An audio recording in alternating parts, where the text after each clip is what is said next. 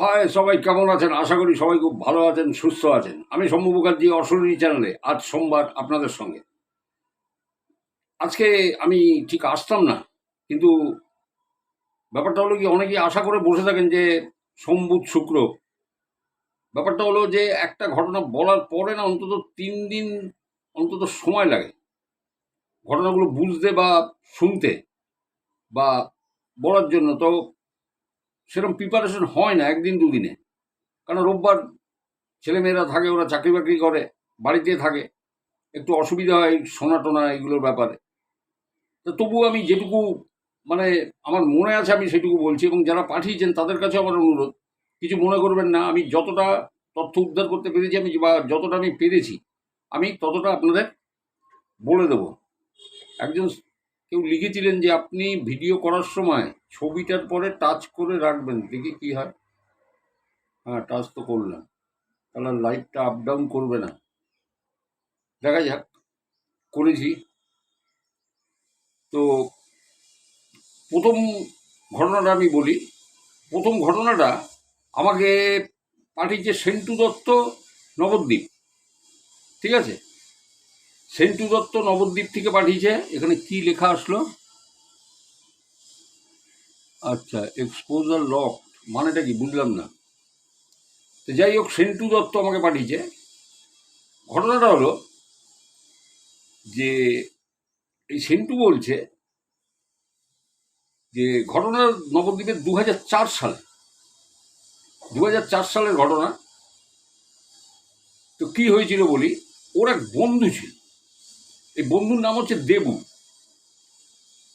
তো দেবুর সঙ্গে ওর আগে কিন্তু কোনো পরিচয় টরিচয় ছিল না। দেবু আগে অন্য পাড়াতে থাকতো, ঠিক আছে। পরবর্তীতে দেবুর বাবা মারা যাওয়ার পরে দেবুর মা আর দেবু ওর মামা বাড়িতে আসে, এবং মামা বাড়িতে নিচের তলার একটা ঘরে ওরা থাকতো, ওর মা আর দেবু। তো এইবার দেবু যে ঘরটাতে থাকতো, একতলা বেশ বড় ঘর, এবং ওখানে একটা মানে কমন দরজা আছে, যে দরজাটা খুললেই একদম রাস্তা, দরজা খুললেই রাস্তা, কোনো ওয়ে নেই। দরজাটা খুলবেন আপনি, রাস্তার ঠিক ওইখানে মিডলে একটা বট গাছ আছে, এবং ওর নিচে শনি সত্যনারায়ণের কিন্তু মন্দির আছে, তাও বলে দিলাম। ঠিক আছে, ওই বাড়িতে ওরা থাকতো। এখন এই সেন্টু বলছে দেবু শিক্ষা মন্দিরে পড়তো, শিক্ষা মন্দির বলে যে স্কুল আছে সেখানে পড়তো। আর ও বলছে যে আমি পড়তাম বকুলতলা হাই স্কুলে, আমি কমার্সের স্টুডেন্ট, তো পড়তাম। কিন্তু এই দেবুর কথা বলতে গিয়েও বলছে ও কিন্তু টপার ছিল, মানে বলুন রেজাল্টের দিক দিয়ে, ওর মেধার দিক দিয়ে, ওর ট্যালেন্টের দিক সব থেকে ও মানে উপরে। বলে সব সময় আমাদের থেকেও বেশি নাম্বার ক্যারি করতো, মানে পড়াশোনা এতই ভালো, বুঝতে পেরেছেন? তো যাই হোক, খুব ভালো কথা। বললো 2003 সালে, 2003 সালে আমরা উচ্চ মাধ্যমিক পাশ করি, ও করে আমিও করি, দুজনেই খুব ভালোভাবে পাশ করি। বললো দেবুর সাথে আমার আলাপটা হয় বিভিন্ন কোচিনে পড়তে যেতাম, সেই মারফত ও কোচিনে যেত, সেই মারফত আমরা আলাপ হয়। আর দেবু সম্বন্ধে একটু বলে রাখি, ছেলেটা একটু লম্বা, হ্যাঁ, একটু দুর্বল গোছের চেহারাটা, গায়ের রংটা খুব ফর্সা। হুম। বলছে একে না আমি কোনোদিন কারোর সাথে কোনো তক্কাতক্কি করা, মুখে কোনো অশালীন ভাষা আনা বা কিছু করা, এগুলো আমি কোনো দিন দেবুর মধ্যে পাইনি। একটু ইন্ট্রোভার্ট টাইপের ছেলে ছিল, মাঝে মধ্যে সাইকেল নিয়ে গঙ্গার ধারে যেত বেড়াতে, বলে খুব ভালো ছেলে। তা বললো, সেন্টু বলছে যে 2003 আমরা উচ্চ মাধ্যমিক দেওয়ার পর, বলে আমি বিদ্যাসাগর কলেজে, আমি কলকাতায় চলে আসি, বিদ্যাসাগর কলেজে আমি ইভিনিংয়ে ভর্তি হই, এবং ওখানে আমি থাকি, মেস হোক হোস্টেল হোক যেখানে ও থাকে। বললো আমি 6 মাস, আমি ওখানে রয়েছি। এর মধ্যে বাড়িতে গেছে একবার দুবার। তা বলছে হঠাৎ একদিন যে আমার আর দেবুর মধ্যে এক মিউচুয়াল ফ্রেন্ড ছিল, তার মারফত আমি খবর পাই যে দেবুর নাকি মাথা খারাপ হয়ে গেছে, দেবুর মাথা খারাপ হয়ে গেছে। এবার বলছে ছেলেটার নাম হচ্ছে আনন্দ। তা বলছে আমি আনন্দকে গালাগালি দিই, যে ওরা ফালতু কথা বলছিস, মাথা খারাপ হয়ে গেছে, মাথা খারাপ হয়ে গেছে বলে আপনি বললে বিশ্বাস করবেন না, সেম দিন বিকেলবেলায় আমি চা খেতে গিয়ে আর এক বন্ধুর সাথে দেখা হয়, সেও এই একই কথা বলে যে দেবুর নাকি মাথা খারাপ হয়েছে। তো যাই হোক, ঠিক মাসখানেক বাদ আমি কলকাতায় ফিরে আসি, এই নবদ্বীপে ফিরে যাই। নবদ্বীপে এসছি বাড়িতে। তো এসে আমি বাজারে গেছি। তো বাজারে দেখছি দেবুর মা লিচু আর আম এইগুলো কিনছেন, লিচু আর আম। তো কিনছেন, তো দেখলাম, তো আমি জিজ্ঞাসা করলাম যে মাসিমা কেমন আছেন, দেবু কিরকম আছে? তা উনি তখন বললেন যে তুমি একটু বাড়িতে আসো বাবা। তা বললাম ঠিক আছে মাসিমা, আপনি যান, আমি যাচ্ছি। তা 8 ঘন্টার মধ্যে আমি সাইকেল নিয়ে ওদের বাড়িতে গেলাম। তো বাড়িতে গিয়ে যে দেখি যে খাটের নিচে ওর সব বই পত্র সব ঢোকানো, ও খাটে শুয়ে আছে দেবু। তো আমাকে জিজ্ঞাসা করছে যে তুই কলকাতায় কোথায় আছিস, মেসে আছিস না হোস্টেলে আছিস, এইসব জিজ্ঞাসা করছে। তা আমি সেটা থামিয়ে দিয়ে বললাম যে তুই আগে বল যে তুই এইসব অ্যাক্টিভিটিগুলো করছিস কেন, কি হয়েছে তো তুই এসব অ্যাক্টিভিটিগুলো করছিস? তুই নাকি মাসিমাকে বলিস মা আমাকে ক্ষমা করো, আমার আর পড়াশুনো হবে না, আমি মরে যাব। হ্যাঁ, কে তোকে মরতে বলে, কে, মানে কি ব্যাপারটা কি, কেন তুই মরবি? তখন দেবু শুয়ে শুয়ে বলছে আমাকে তো সব সময় বলে তুই মর তুই মর বলে। কে বলে? বলে কেন, ওই যে বট গাছটার পাশ থেকে সব সময় বলে যাচ্ছে তুই মর তুই মর। তো বলছে, তখন বলছে যে তোর না এই অনার্স নিয়ে পড়তে গিয়ে তোর মাথা চটকে গেছে, অনার্স নিয়ে পড়তে গিয়ে তোর মাথাটা একেবারে চটকে গেছে। হ্যাঁ, একটু স্বাভাবিক হওয়ার চেষ্টা করে, সমস্ত ভ্রান্ত ধারণা কে তোকে বলে মরার কথা, এগুলি কি এই আধুনিক যুগে তুই কি আমাকে এসব শেখাচ্ছিস? তা বলে অনেক জ্ঞান ট্যান তো দিলাম।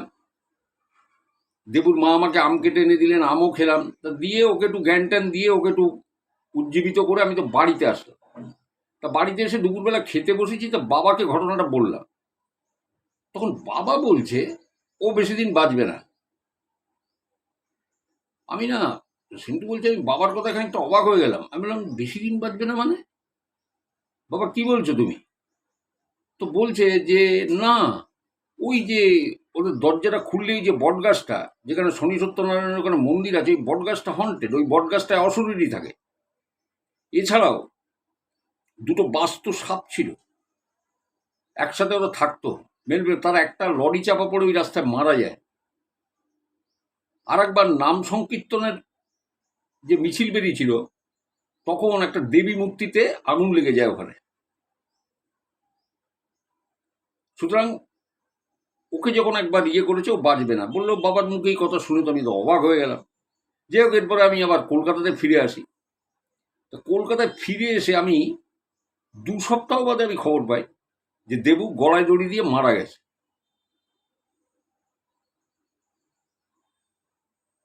মানে নিজের কানকেও বিশ্বাস করতে পারছি না যে এটা কি করে সম্ভব। বাবাই বা কিভাবে বললেন যে এটা এই হয়েছে, এটা এই হয়েছে ওই জায়গাটা। তো ও আমাকে একটা জিনিস লিখেছে যে আমি লিখতে পারতাম, অনেক কিছু লেখার চেষ্টা করি, এগুলো লিখে রাখার, কিন্তু বা আপনাকে বলার, কিন্তু মুশকিলটা হচ্ছে এর ইনডাইরেক্ট একটা এফেক্ট আমার পরেও আসতে পারে, যেখানে আসলে সব কিছু শেষ। এবং আপনি জেনে রাখুন এই ঘটনার কন্টিনিউশন চলছে এবং এই পাড়াটা হন্টেড। ও লাস্ট কথা যেটা লিখেছে, এই পাড়াটা কিন্তু হন্টেড। আমি জানি না, এবার দেখি সেন্টু কি লিখে জানায়, আমি নিশ্চয়ই আপনাদের জানাবো। এটা ছিল সেন্টুর ঘটনা। দেখুন, আমি আপনাদের আগেই বলেছি যে আমি মূল বক্তব্যটা বা মূল সারাংশটা আপনাদের সামনে তুলে ধরবো। এত বিস্তারিত মানে বলতে গেলে আমার অনেক অনেক সময় লেগে যাবে, যেটা শর্ট ভিডিও অনেকে পছন্দ করেন, আবার কেউ বলেছেন একটু বড় ভিডিও করবেন। তো চলুন আমি পরের ঘটনায় চলে যাই। এটা ছিল সেন্টুর ঘটনা নবদ্বীপের। অনেক ধন্যবাদ সেন্টুকে। যদি কন্টিনিউশনে চলতে থাকে তুমি নিশ্চয়ই আমাকে জানিও, আমি নিশ্চয়ই শ্রোতা দর্শক যারা আছে তাদের আমি নিশ্চয়ই জানাবো। পরের ঘটনা একটা ইঞ্জিনিয়ারিং কলেজকে নিয়ে। এটা ধরুন ওই মালদা মুর্শিদাবাদ ডিস্ট্রিক্টের কোনো একটা জায়গার কলেজ, আমি নামটা ঠিক উল্লেখ করছি না। হ্যাঁ, ওই জন্য মালদা মুর্শিদাবাদ বললাম, এরা ইঞ্জিনিয়ারিং কলেজে। তো শুনুন, যে ঘটনাটা আমাকে পাঠিয়েছে প্রতুল, ওর মাস্তুতো ভাইয়ের নাম হচ্ছে তন্ময়। সায়েন্স গ্র্যাজুয়েট, চাকরি বাকরি পায়নি, ওর বাড়ির অবস্থাটা খুব একটা ভালো না। এই পুতুলের মামা সরকারি স্কুলে জব করেন ওখানে, তা উনি ওকে ইঞ্জিনিয়ারিং কলেজটায় ঢুকিয়ে দিয়েছিলেন। কি পোস্ট? Lab attendant. তা ল্যাব অ্যাটেন্ডেন্টের এমন একটা কিছু, একটা হয় ল্যাব অ্যাসিস্ট্যান্ট, আর ল্যাব অ্যাটেন্ডেন্ট মানে কোনো কিছু এগিয়ে দেওয়া, ধরিয়ে দেওয়া, এই সমস্ত কাজ, মাইনে 4,500 টাকা। এটা 2006-07 ঘটনা আপনাদের বলছি। ল্যাব অ্যাটেন্ডেন্ট, তাও ভালো। এবারে ব্যাপারটা হলো যে ওই তন্ময় করতো কি, যে ওইখানে ওই ল্যাব অ্যাটেন্ডেন্টের কাজ করতো, আর কিছুদিন পরে ওকে কর্তৃপক্ষ বললো যে তুমি একটা কাজ করো, এখানে তো 150 ছেলে মেয়ে আছে, তার মধ্যে 42 জন হোস্টেলেই থাকে, এবং এরা বিভিন্ন জায়গার, কেউ শিলিগুড়ি, কেউ মালদা, কেউ আগরতলা, এইরকম বিভিন্ন জায়গার আছে, আর কেউ অসম।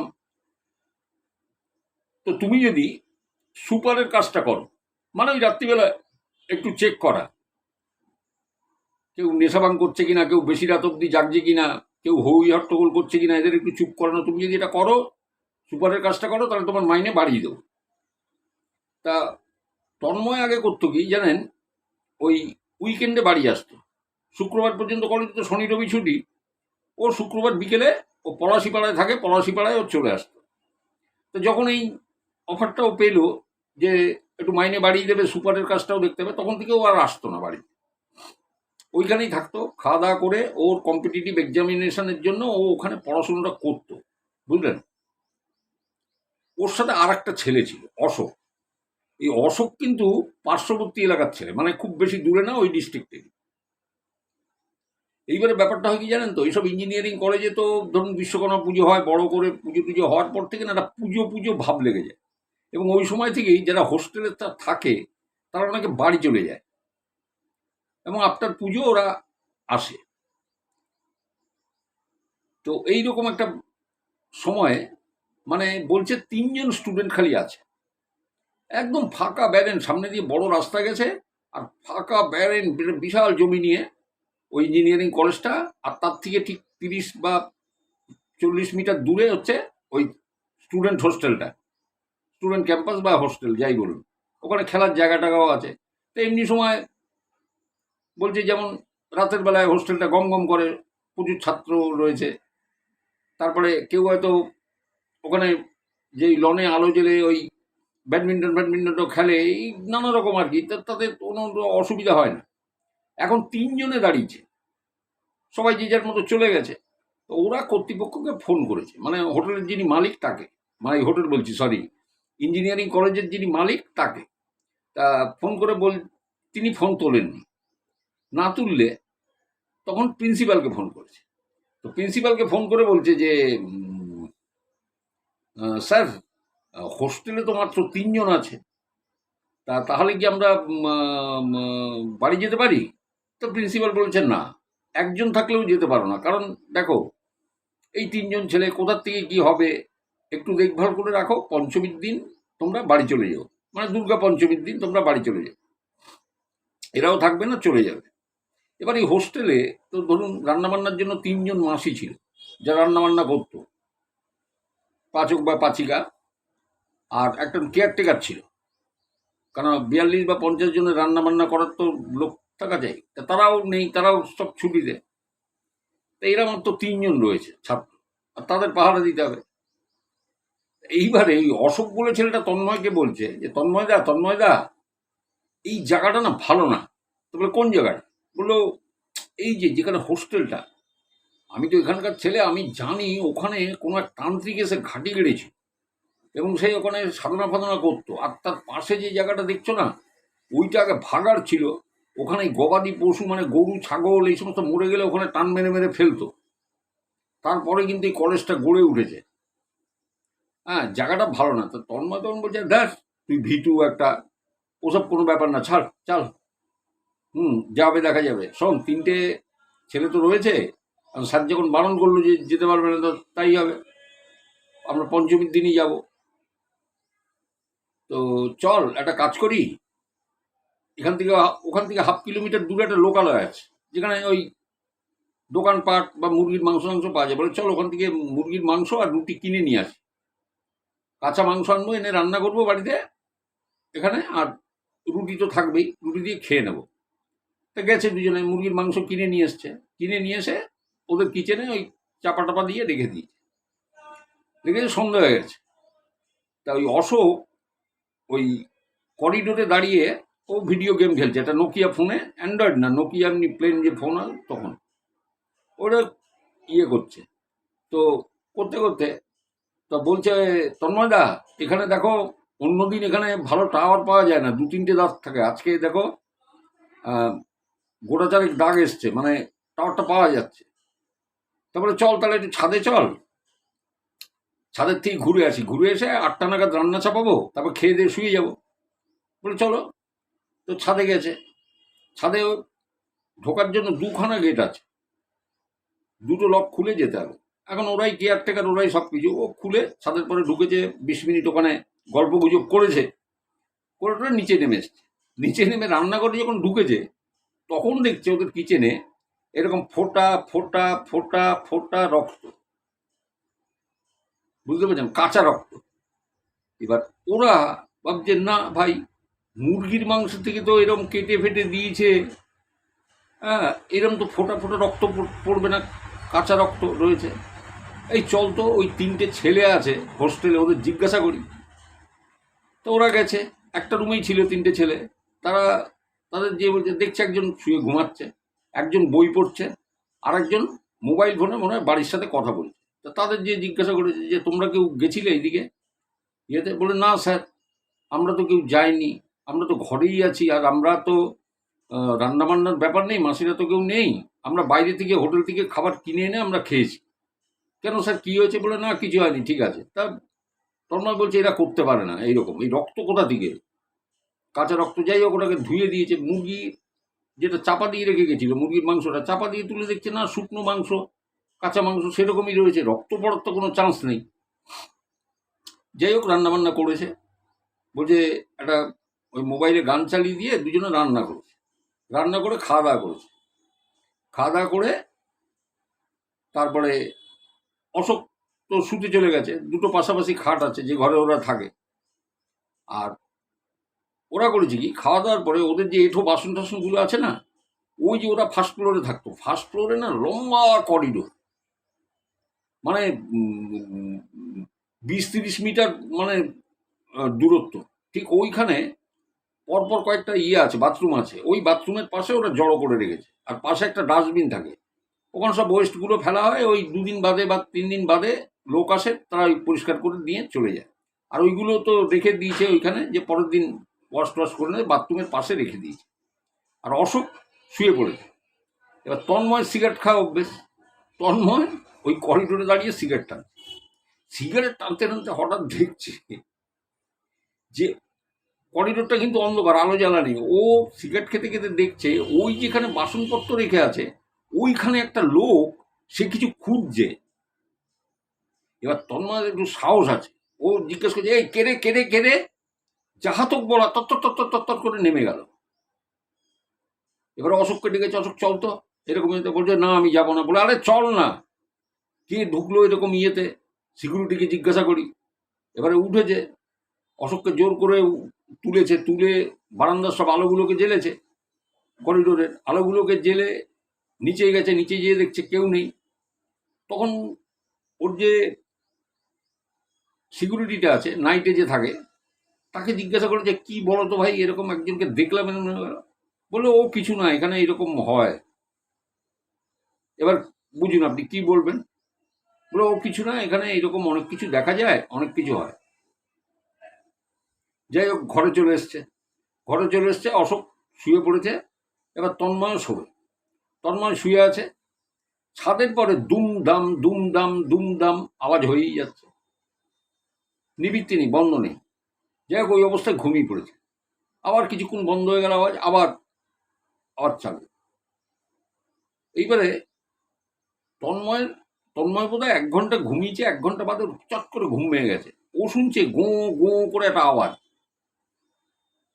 ঘরের আলো জ্বেলে দেখে যে অশোকের নিজের 2টো হাতেই গলার এখানে, দিয়ে ও ওই রকম গো গো আওয়াজ করছে। এবার ওকে মশারির দিকে ধাক্কা দিয়েছে, এই অশোক কি হয়েছে কি হয়েছে। এবার অশোক ধর্মর করে উঠে বসেছে। তবে কি হলো, তুই এরকম গলায় হাত দিয়ে চেপে তুই গো গো করছিস কেন? তো বলছে যে না, আমি ওই ছাদে শব্দ হচ্ছিল তো সেটা শুনে ঘুমিয়ে পড়লাম, তারপরে মনে হচ্ছে কেউ যেন আমার গলা চিপে ধরছে। তখন তন্ময় হাসছে, তন্ময় বলছে দেখ তোর যত ভীতু তুই, বাজে কথা বলিস। বলে না তন্ময় দা, আমি আর থাকবো না, আমি আসলে আর পুজোর পরে আসবো, কালকে আমি চলে যাব। তো যাই হোক, পরের দিন অশোক চলে গেল, অশোক ওখানে আর থাকলো না। এইবারে এরপরে যে ঘটনাটা ঘটলো, তন্ময় ওই আওয়াজ কিন্তু শোনে, একা থাকে বুঝুন, একটা ইয়েতে 3টে মাত্র ছেলে আর ও একা ওই রুমে, নিজে রান্না করে খায় টায় আনা টানা, আর ওই স্টুডেন্টদের দেখাশুনো করে, এই রাত্রে শুয়ে পড়, রাত হয়ে গেছে, এত রাত্রে পড়তে হবে না, তাই এইগুলো করছে করছে। ও করেছে কি, ওই যে নাইট ডিউটি যে দেয় তার থেকে অনেক কিছু শুনেছিল ওই ইঞ্জিনিয়ারিং কলেজটা সম্পর্কে, অনেক কিছু শুনেছে। শুনে ও করেছে কি, যে রাত্রে কে ওঠে এখানে, আর ডাস্টবিনের সামনে কাকে দেখেছিলাম সেদিন আমরা ওই যে মুরগি খেয়ে তার হাড় টাড়গুলো ওখানে যে রেখেছি, কে ছিল লোক। ও করেছে কি, মানে করিডোর থেকে ডান দিকে সিঁড়ি নেমে গেছে জানেন তো, গ্রাউন্ডে যাওয়ার। ও করেছে কি, সিঁড়ি দিয়ে ফার্স্ট ফ্লোরে ওঠার যে জায়গাটা, ওই জায়গাটায় পাউডার দিয়ে রেখেছে, আর ওর নিজের ঘরের সামনে পাউডার দিয়েছে। পাউডার এরকম সাদা একদম পুরো পাউডার। পরদিন সকালবেলা উঠে দেখছে দুটো জায়গাতেই সিঙ্গেল পায়ের ছাপ, একটা করে পায়ের ছাপ রয়েছে। ওর ঘরের সামনে একটা পায়ের ছাপ, আর ওই সিঁড়ি দিয়ে উঠে যে ফার্স্ট ফ্লোরে যখন উঠবে ঠিক ওইখানে একটা পায়ের ছাপ রয়েছে। বুঝতে পেরেছেন? তো এইটা ছিল মানে তন্ময়ের ওই ইঞ্জিনিয়ারিং কলেজের অভিজ্ঞতা। এবং আপনারা জানেন যে এইসব ইঞ্জিনিয়ারিং কলেজগুলো এই সমস্ত ফাঁকা খুব অনেকটা জায়গা লাগে, হোস্টেল থাকে, এ থাকে, অনেকটা বাউন্ডারি ইয়ে নিয়ে হয় এগুলো। এটা কিন্তু একদম ফাঁকা জায়গায়, মালদা বা মুর্শিদাবাদ, আমি দুটো জেলার নাম বলেছি ডিস্ট্রিক্টের, এর মধ্যে যে কোনো একটা জায়গার ঘটনা, কারণ যে আমাকে পাঠিয়েছে সে বলেছে ডিস্ট্রিক্টের নামটা নেবেন না, তা আমি সেই জন্য নিলাম না। তো এরপরে তন্ময় কিন্তু বাড়ি চলে আসে, এবং আমি যতটা জানি তন্ময় ওই পিএসসি ক্লার্কশিপের পরীক্ষা দিয়ে 2019-এও জলসম্পদ উন্নয়ন দপ্তরেও কিন্তু চাকরি পেয়ে যায়, চাকরি করছে। ঠিক আছে, তাই দুটো ঘটনা আপনাদের বলার ছিল। আজকে সোমবার, একদম সব বাসি বসে থাকবেন, আমি আপনাদের শোনালাম, আপনাদের কেমন লাগলো আপনারা জানাবেন। আরও অনেক ঘটনা আছে, তো আমি সেগুলো নিশ্চয়ই এক এক করে আমি সব নিয়ে আসবো। দেখুন, সব ঘটনায় যে বিশাল কিছু মারাত্মক একটা কিছু হয়ে যাবে, এই দেখা যাবে ওই দেখা যাবে, এরকম কিছু না, দাঁত নখ বার করা এরকম কিছু হয় না, কিছু কিছু ঘটনা ঘটে, হ্যাঁ, যেগুলোর মানে কোনো ঠিক সাইন্টিফিক তার কোনো দেওয়া যায় না, এক্সপ্লানেশন করা যায় না, বা এক্সপ্লেন করা যায় না যে এটা ভাই কেন হলো কোন হলো। অনেকে আমাকে কমেন্টে বলেন আপনি নেশা করেন নাকি, কেউ বলেন ঢপবাজ। আচ্ছা ঠিক আছে, মেনে নিলাম ভাই, যেদিন আপনাদের সাথে হবে আপনারা বুঝে যাবেন। হুম। তো কেন, গ্রুপে তো ঘটনা আমি অনেক বলেছি, ওখানে অনেকে স্মাইলি দিত, ইমোজি। তো একবার একটা লোক ইমোজি দিয়েছে ওই রকম হাসি, মানে কি হাস্যকর ব্যাপার। তো নিচে একটি ছেলে সেই লোকটিকে কমেন্ট করে লিখছে যে আপনি এই ইমোজিটা দিয়েছেন, আমিও আগে এরকম দিতাম, আর যারা এই সমস্ত ঘটনা বলতো তাদের গালাগাল করতাম। যেদিন আমার নিজের সাথে হয়েছে সেদিন আমি বুঝেছি, সেদিন থেকে আমি বিশ্বাস করতে শিখেছি যে না, নেগেটিভ এনার্জি বলে কিছু আছে। তো যাই হোক, কত আর বোঝাবো, মানুষ বলবে, বলতে দিন, মুখ আছে বলবে, স্বাধীন ভারতবর্ষের স্বাধীন নাগরিক বলতেই পারে। ঠিক আছে, তো চ্যানেলটা সাবস্ক্রাইব করুন, আর আপনাদের কাছে যদি এরকম কোনো ঘটনা থাকে অবশ্যই আমাকে সেন্ড করতে পারেন আমার হোয়াটসঅ্যাপ নম্বরে। ডেসক্রিপশন বক্সে আমার হোয়াটসঅ্যাপ নম্বর দেওয়া আছে, অনেকেই এসছেন, অনেকেই গল্প পাঠাবেন, কেউ পাঠিয়েছেন, কেউ পাঠাবেন। তো সেগুলো আমি সবই এক্সপোজ করবো আপনাদের সামনে। আজকে আমি দুটো ঘটনা আপনার বললাম, যদিও খুব মারাত্মক ধরনের ঘটনা কিছু নয়, তাহলেও দেখবেন, একটু চিন্তা করে দেখবেন যে দেবুর মরে যাওয়ার কারণটা কি, কে দেবুকে বলতো তুই মর তুই মর। এটা কি কোনো মেন্টাল তার থেকে এই মৃত্যু। এবং দেবু গলায় একটা দড়িটা দিয়েছিল জানেন, প্রথম যে ঘটনাটা বলছি, দেবু গলায় দড়ি দিয়েছিল, ওর মা ওর মঙ্গল কামনার জন্য মন্দিরে গেছিল পুজো দিতে, সেই সময়ও কাণ্ডটা ঘটিয়েছিল দেবু।